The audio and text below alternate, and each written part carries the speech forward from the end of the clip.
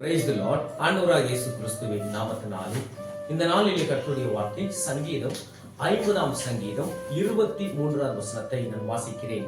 ஸ்தோத்திர பலி இடுகிறவன் என்னை மகிமைப்படுத்திக் கொண்டிருக்கிறான். தேவ பிள்ளைகளே, ஆண்டவர் நம்மளை பார்த்து சொல்கிறார், தேவனுக்கு நம்ம எப்பொழுதும் நன்றி சொல்லுகிற பிள்ளைகளாக நம்ம காணப்பட வேண்டும்.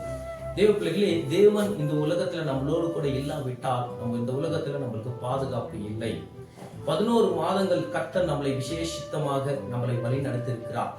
அவருடைய கிருபை இந்த உலகத்துல நம்மளோடு கூட இல்லாவிட்டால் நம்மளுக்கு பாதுகாப்பு இல்லை. 11 மாதங்கள் ஒரு நாளும் நம்மளை வழிநடத்துகிற விதமே விசேஷமாக இருந்தது. ஒரு நிமிஷம் நம்ம யோசித்து பார்க்க வேண்டும். 2026 வருஷத்துக்குள்ள நம்ம கால வைக்கிறோம். எத்தனையோ பேர் மரித்து போயிருக்கிறாங்க. எத்தனையோ பேர் புது நோய் வந்திருக்கிறது. ஆனாலும் தேவாதி தேவனுடைய கிருபை நிமித்தம் இன்னைக்கு நம்ம ஜீவனோடு இருக்கிறது, நிரூபணமாக இது இருக்கிறது, அது அவருடைய கிருபை. எத்தனை பேர் தேவனுடைய நாமத்துக்கு நம்ம மகிமைப்படுத்த இருக்கிறோம். அவருக்கு எத்தனை பேர் நன்றி சொல்லி இருக்கிறோம். தேவனுடைய துதி குடும்பத்துல எப்பொழுதும் நம்ம துதிக்கிற பிள்ளைகளாக நம்ம காணப்பட வேண்டும். தேவனை துதிக்க துதிக்க துதிக்க தேவனுடைய பிரசனம் குடும்பத்துல நிலைத்திருக்கும். சாத்தானுடைய கிரைகள் உங்க குடும்பத்துல அழிக்கப்படும்.